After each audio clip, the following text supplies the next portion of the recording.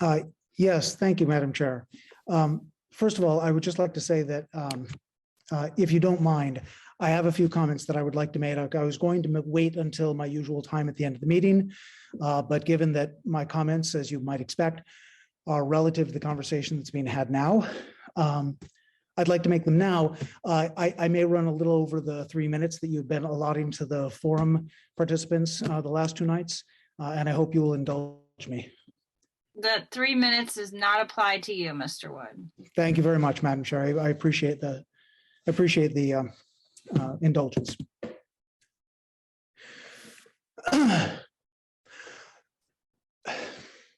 No one is seriously advocating to keep Johnson open in its current shape indefinitely. I certainly am not. I know that Johnson is old, it's outdated, and it's out of ADA compliance. Honestly, all of that was true when I got here 23 years ago. We all knew that Johnson's end would come someday, but I firmly believe that the appropriate someday is still a few years off, and that the shock and the anguish that my colleagues and I are experiencing right now is due to how quickly it was decided that someday was today, and how our imminent close is being marketed and handled. In Dr. Nolan's presentation, we saw 10 enrollment projections. Now, several show steady increases, several show dips followed by increases, but only one showed a continuing irreversible decrease. Now, based on that, I don't see how we can be confident that enrollment will go down. But even if we were, I cannot fathom the logic of shutting down a building now because we think we might not need it in the future, rather than waiting until we know we won't need it. Again, let me be clear, I'm not against closing Johnson. I'm against closing it right now on the timeline that has been proposed. I heard something else that was concerning in Monday's forum.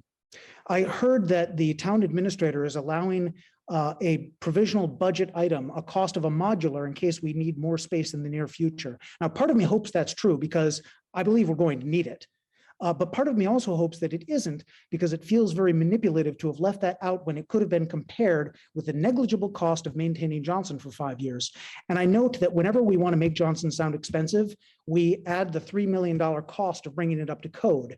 But I also noticed that we could keep it viable without that cost for 20 years, for less than $1 million. Not that I'm saying that we should keep it open for 20 years, but how much are we expecting to budget for that modular? Where would it go exactly? How many students would it hold? And I wonder how short-sighted we are going to look when we have to put that up after closing the Johnson School down.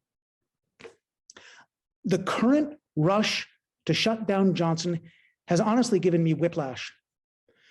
Just over a year ago, I sat with this committee while Johnson was on the chopping block due to inaccurate budget predictions. Johnson at the time was called a town treasure, and you claimed that only a terrible necessity was the reason that you considered closing it. Now, my union came to the aid of the town, and Johnson and teachers' jobs were saved. And this committee rejoiced. But now, 1 year later, Johnson went from being called a town treasure to what it was recently called morally repugnant, and it was put back on the block. Your vote in 2 weeks could make our sacrifice of last year utterly in vain. Now, not one of my colleagues began this year thinking it might be their last year. We brought in new people just this year under a false pretense that their career in Johnson was something other than a one and done. You see, either the talk of protecting Johnson last year was disingenuous, or a plan was hatched sometime after that, and the staff that we onboarded this year were deliberately misled, or the plan to eradicate us and cut positions developed in just the last 2 months, which explains why it looks and feels to me like a rush job. Now, I've listened to Dr. Nolan's presentation several times. I've heard her at the school committee meetings. I've heard her at Johnson faculty meeting. I've read the emails and the newsletters that she has sent to staff. And I'm afraid that I believe that your CEO is not offering a fully accurate and objective choice. She has painted a rosy but inaccurate picture. To us, she has talked about maintaining positions and how retirements and a lack of new hires are going to balance reductions, but jobs are getting cut. Mr. Hoagland's comments notwithstanding, a retiring high school math teacher does not save a third grade teacher's jobs. To you, she claims that class sizes won't go up, but they will. In 2 years, we will move 10 classes from Johnson. They're not all moving wholesale because we don't have 10 empty classrooms. So some of them are going to be dispersed into existing classes, and that means teachers we don't need and existing classes gaining bodies. Numbers don't lie, but when we use the wrong ones, the effect is the same. I heard in last week's forum that Brown, for example, has 26 classrooms. No, it doesn't. We're hearing assurances that OT, PT, speech and language, Title I, and special education services are not going to end up in hallways and cafeteria corners. But of course they will. That was being done just a few years ago when we were all overcrowded. We don't have the room to absorb the Johnson population, not now and not in 2 years, and certainly not if enrollment ticks up, as most projections show that it will. I am not afraid to be proven wrong. I say let's take the most accurate count of our K-4 population that we can get, walk the hallways of Brown, Lilja, and Memorial together, and see how or if the math works out in reality. You all saw the document that Ms. Emily Grant prepared. There are Johnson students that are unaccounted for in Dr. Nolan's spreadsheets, but I'm not aware of any effort made to verify or validate those numbers. I believe we are rolling the dice, but we're not just gambling, we are bluffing, because the plan right now seems to be to deal with inevitable problems once they arise. But as long as you vote to choose or begin or vote to close or begin closing Johnson right now, then all of those assurances can be forgotten and all those promises can be broken. Why the hard sell? Why the rush? Dr. Nolan's own proposal shows no cost savings in the first year and negligible savings in the next to the district. We should be taking the time, as Dr. Fuchsman said, to do this right. And that brings me to why I am clearly upset tonight. It has only been a few days, and I'm already tired of facing tearful colleagues unable to offer comfort or answers. Dr. McKenzie, you were right. The word redeploy is such a glib and painfully inadequate term. Moving a classroom is onerous, but moving to a new classroom in a new school into a new role under duress and with little warning is traumatic. The current demands of the profession make changing grade levels tantamount to starting a brand new job. Just last week, one of my fourth grade colleagues resigned. She was a 26-year veteran who devoted her career to Natick.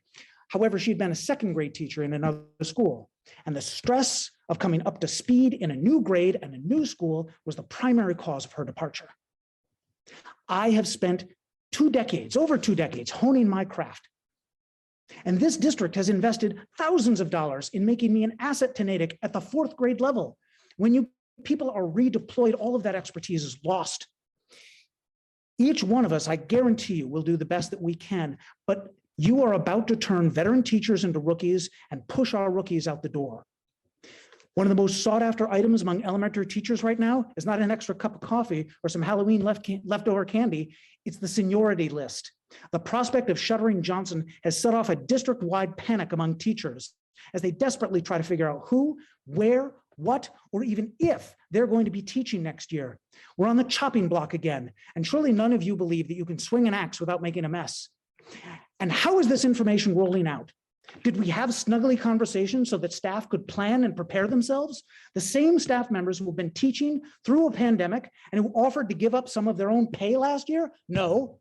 Someone found a link to that spreadsheet yesterday, and it made the rounds as hysterical staff members found out that we are interchangeable pawns, being moved wherever we fit, regardless of our experience or preferences, and the rest of us are disposable. Our value to the district is now calculated as a cost savings. The proposal to close Johnson right now is wrong for Natick, and it's absolutely devastating to the very professionals you've spent so much time commending over the last 2 years. I believe it is a rush job that has only one practical purpose. It provides an excuse for every cut and broken promise that will follow. I'm asking you to wait, not forever, a few years perhaps. At the very least, wait until some of the facts have been checked and the numbers corroborated. Wait until the details have been worked out. Stop this insane speculation that is destroying the health and the mental well-being of our teachers. Do the economic impact study and find out the full cost of closing our one downtown elementary school. Submit the proposal to the MSBA. Look seriously and objectively at the possibility of building a new memorial or renovating the old one in a way that keeps the bulk of the Johnson community intact, or building a new building in the downtown. I am not suggesting any of these as stall tactics. We can spend that time developing a plan to close Johnson properly. A plan that shows a modicum of care and decency and gives our teachers some dignity back. Let's not gamble on being overcrowded again in a few years. The cost of running Johnson a bit longer is small, especially when weighed against the risk of closing it too soon. We are going to close Johnson, but we shouldn't do it right now. And we certainly shouldn't do it like this. My community, my colleagues, my friends, my Johnson family and I, we deserve better.